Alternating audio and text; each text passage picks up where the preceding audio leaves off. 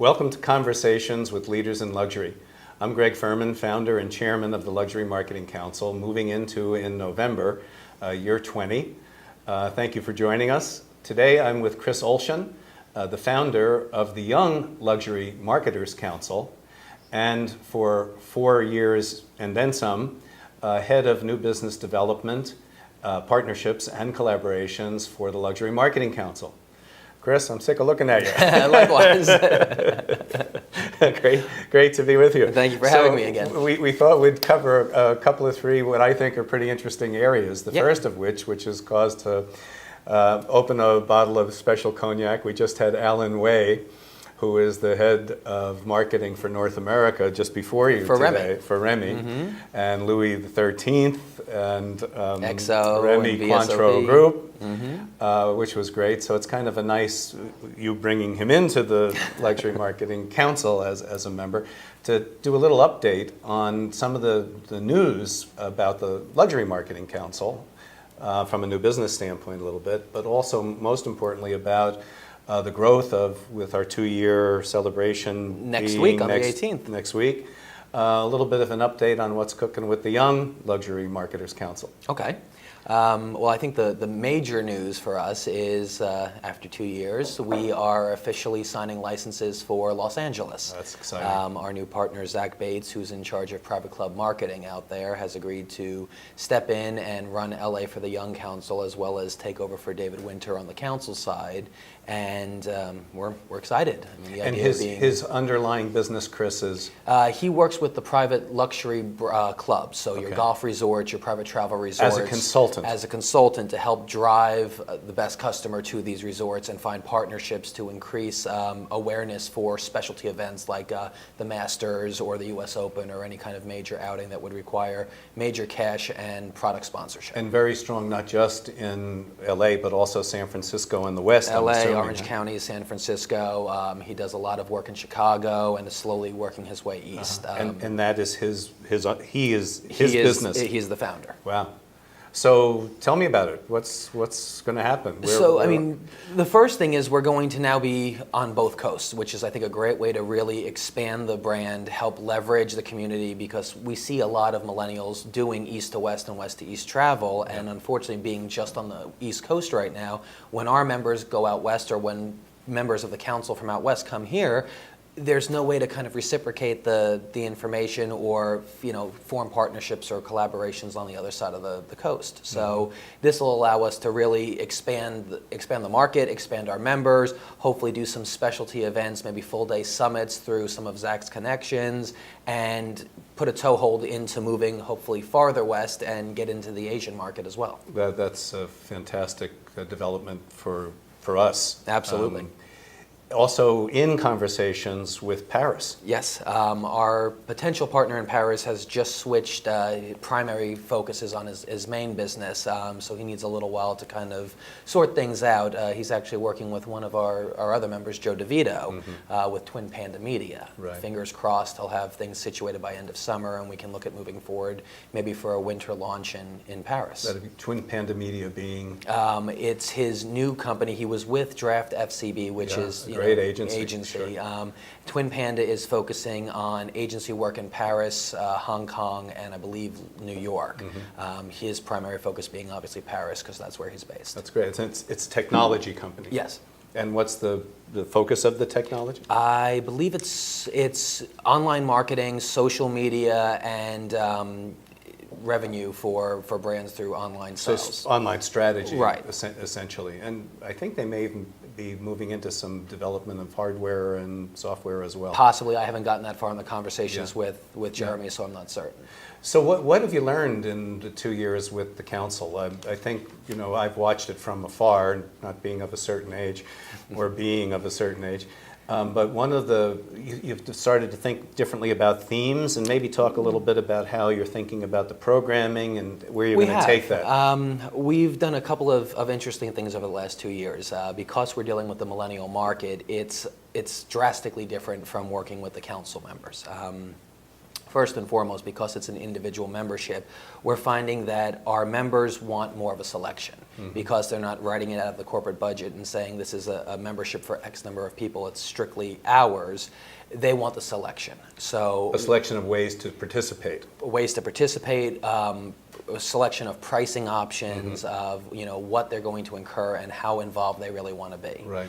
So the first thing we've done is we've created an entirely new learning series called Y for Gen Y. Yeah, I love that. The idea behind it is basically to look at millennials the way most brands are looking at boomers nowadays. Something that I hear you say often, boomers, were hard scrabble working class kids that spent their whole life in the corporate arena to make their money and have their success. And now they're at the point where they can appreciate and enjoy it, but they spent so much time working, they never really learned about luxury. Exactly. With the millennials, it's kind of the same and kind of the opposite. We're all running 80, 90 hours a week, multitasking every moment of the day, and we really don't have time to understand most luxury products. I mean, I feel incredibly fortunate because working with the council, I get a nice range of luxury.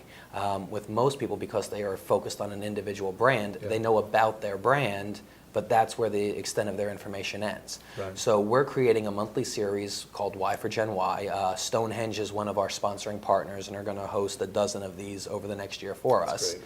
And the idea is to take a brand, a bespoke suit company, and explain why a Brioni or a Ferragamo or any custom suit company is so much more expensive, so much nicer, and considered a luxury compared to an off-the-rack brand. Yeah. Why a timepiece is different from a watch.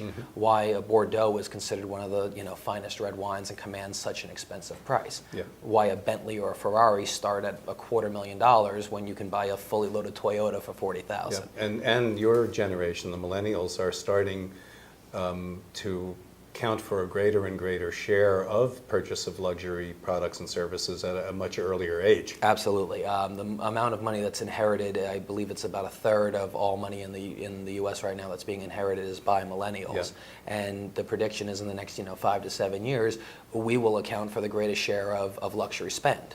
So now's a great time to kind of get ahead of the game and help brands educate the next generation of best customers as to what makes their brands so special. Yep, and we're talking more and more, you and I, the Luxury Marketing Council and the Young Luxury Marketers Council, more and more about integrating events, which we didn't do for the first 2 years, but seeing that there's reason to be upwardly mobile for the young and for the brands, the senior level, to be more sensitive to some of the issues of young fast-track managers being stalled out, which is we track this through Google together a lot, and that's one of the big issues. Is Millennials being shut out of the conversation. Yeah. In fact, that was something we've just started in the last month. Basically, it's similar to a mentor program where we will invite a selection of senior managers to all Young Council events so that while it's still a Young Council event, it's designed to expand the Millennials network to allow Millennials to be with their peers and focus on things that are important to them. They still have the option, if they'd like, of, well, on the other side of the venue is, the CEO of Mont Blanc or something like that, where they're able to go over, speak to them, understand a little more about the brand, hopefully get some advice and possibly, some information on how they should look at focusing their career Not to moving mention forward. being upwardly mobile for more money. Oh, absolutely. Right. So talk a little bit about what's cooking with the technology for both the council, since you're kind of, in addition to new business development and the head of the Young Luxury Marketers Council, our chief technology officer and futurist. So it's been a struggle for us, but I think we're seeing daylight at the end of the tunnel. We are. So, I think the biggest issue that we've run into with technology is based upon when I started with you, obviously, and what's been going on in the market over the last 5 or 6 years with the introduction of the iPhone and applications and mobile and microsites and social media galore, which has been around a little longer, but with Facebook really kind of driving the idea home. Technology has changed so much that every time we think we have a handle on what we need to do next to be cutting edge and really be able to promote the brand, everything is flipped on its head and it starts all over. well, even some of our revered consultants like Matt Hampton is the first to say that in his business as consulting agencies to bring them more into the know. When you talk to people that are frank, as is Matt, he'll say that, as hard as they try to keep a finger on the pulse, the technology moves ahead of them real time. Sure. I mean, if you look at just when Matt started with us a couple of years ago, he was briefly talking about a mobile app, and our focus was a website. In the last 2.5 years, the mobile app is still there. The website has been completely redefined and redesigned, and we're now getting into the idea of an intranet just to kind of hopefully get our arms around the website of everything. Talk a little bit about how you're seeing that.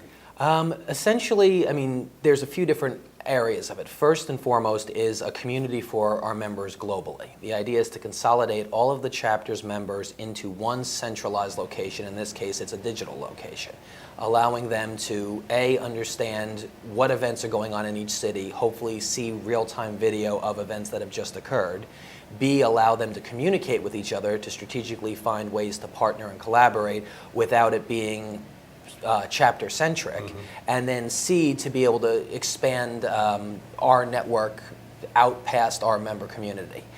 So if you think about Netflix, iTunes, maybe a little bit of a Facebook and LinkedIn, the idea is to kind of blend all three. We want to be able to create a page that becomes the consolidated source for information and education on the luxury market that can either be used by our members or purchased on a one-off basis by non-members.